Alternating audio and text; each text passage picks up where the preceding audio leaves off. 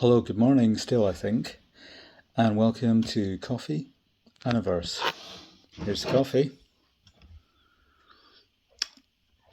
now the verse.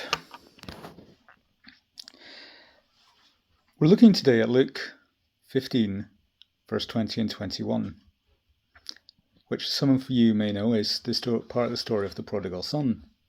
More on that later. And he arose and came to his father, but while still a long way off, his father saw him, felt compassion, ran, embraced him, and kissed him. And the son said to him, "Father, I have sinned against heaven and before you. I am no longer worthy to be called your son." Now that's interesting, because it's like that with all Christians. We aren't born Christians. Rather, we come to salvation and we feel the embrace of God when we come back to him. But we can also be prodigal ourselves in that we can be Christians and we can walk away.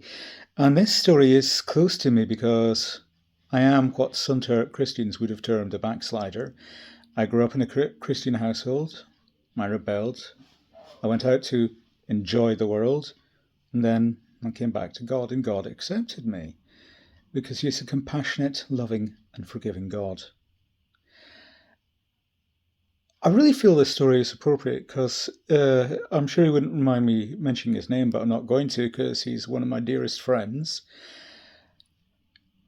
It is similar because both of us brought up in Christian households and we both rebelled, and we've both come back to God.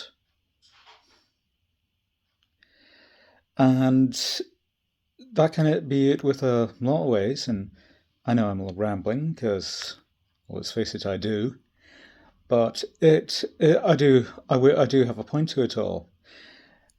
And there's just one other verse I want to look at, because it's been on my mind. It's again in Luke. It's a bit further on, chapter 18, 9 to 14. It's the Pharisee and the publican. You had two men praying in the temple. One, the Pharisee. I am glad I'm not a sinner, and I do this and I do this, unlike this publican. And there was a wee man.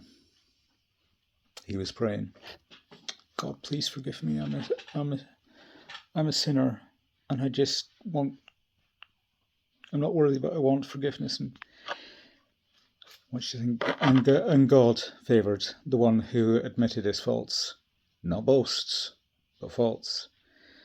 And it also makes me think, to pray and I try and pray. I don't always succeed. Please, Lord, let me be the Christian you need to be. Not the one I think I need to be, but the one you need to be.